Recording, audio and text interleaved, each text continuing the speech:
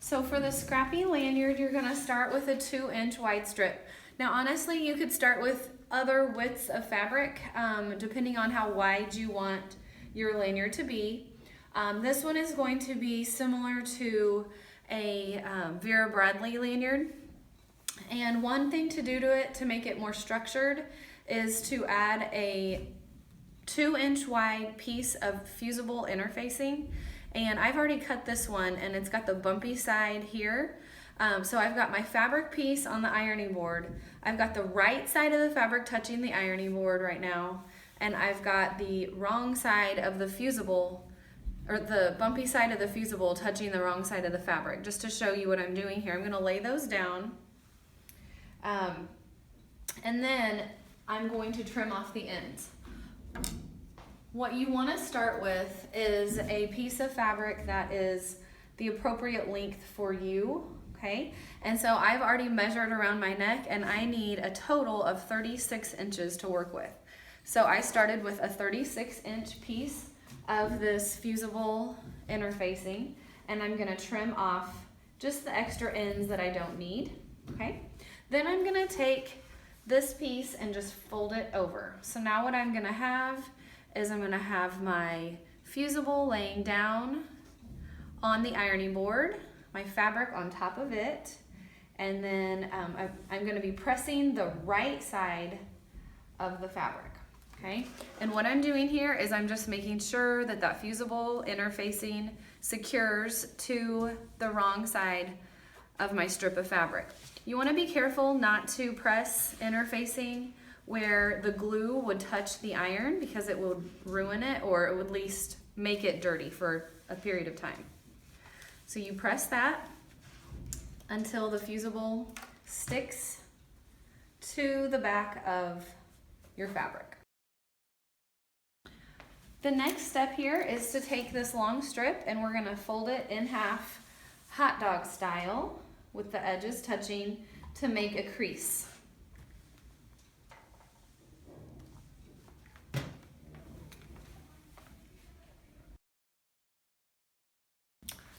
Next, we're gonna take the part that we just creased, okay, we're gonna open it back up, and I'm gonna fold my raw edge, so down this really long side, and again, mine is 36 inches. I'm gonna fold that into the crease that I had just made and press it. I'm gonna do one side at a time, so I'm just pressing right now the side that is closest to me, the raw edge, to the crease that I had pressed in. And we'll do that all the way down this side.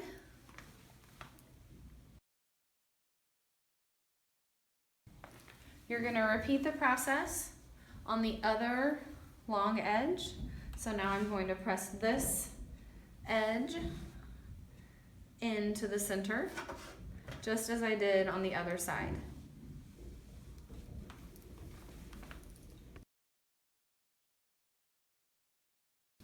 Okay, so you should have something that looks similar to this. You've got your original crease down the middle.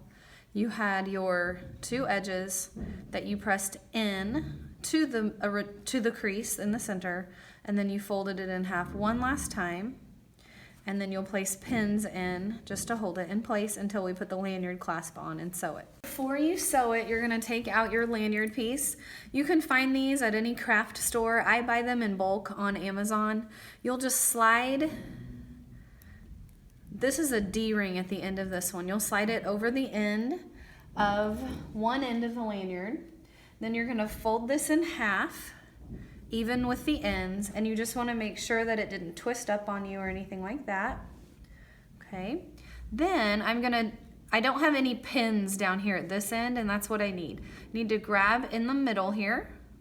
I'm gonna open up both of the sides, and then I'm gonna open them up completely all the way out.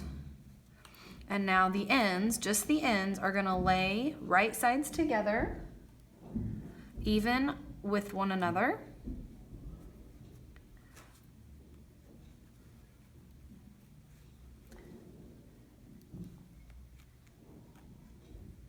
And then you'll need to go over to the machine and sew a 1/4 inch seam across this side, and you will backstitch at both ends. Okay, so we have just sewn this 1/4 of an inch seam right here.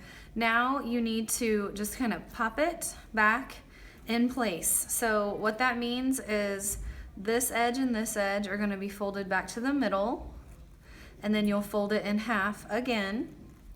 And so now it is going to be one continuous loop that already has the lanyard clasp on it. I'm going to put a pin in right there to hold it.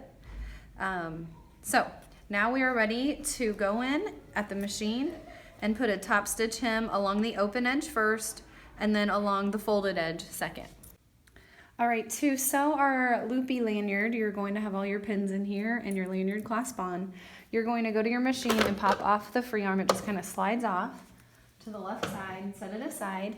Then you're going to have your machine on a 1 or a 2, depending on what you want to look at on the presser foot. If I have my machine on a 1, which I do right now, then I'm going to begin sewing with the edge of my fabric lined up with, there is a center groove in the middle of the presser foot. So let me show you that. If you remember doing in the seam sample number 8, you would have lined up, used a 2 on the stitch selector and lined up with the opening in the foot. This is just another way of doing it. So right now my machine is on a 1 on the stitch selector. And on the presser foot, what you're looking at is this center line right in the middle there. There is a little groove or a little line. So if you want to have your fabric lined up with that center line, and then stitch along. It needs to be 1/8 of an inch or less from the edge, and we're going to start sewing on the open edge, okay? The other option you had was to have your machine at a 2. If you have a 2,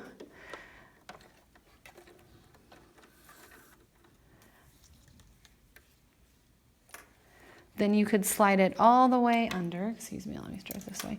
You'd slide your project all the way under the foot, and you would line the open edge up with this little crease or this little opening in the foot, okay? For this particular project, I actually prefer the 1. So I stitch with the 1 and my edge lined up with the center crease.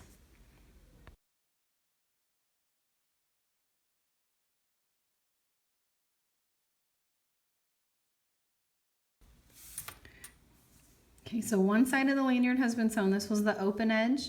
So next you will repeat the process and you will do it along the folded edge over here. Okay, so parallel, and you're going to do the same thing, 1/8 of an inch or less from the edge, top stitch. All right, after top stitching down both long edges, you are going to then find that lanyard clasp and you're going to put it wherever you want it to be on your lanyard.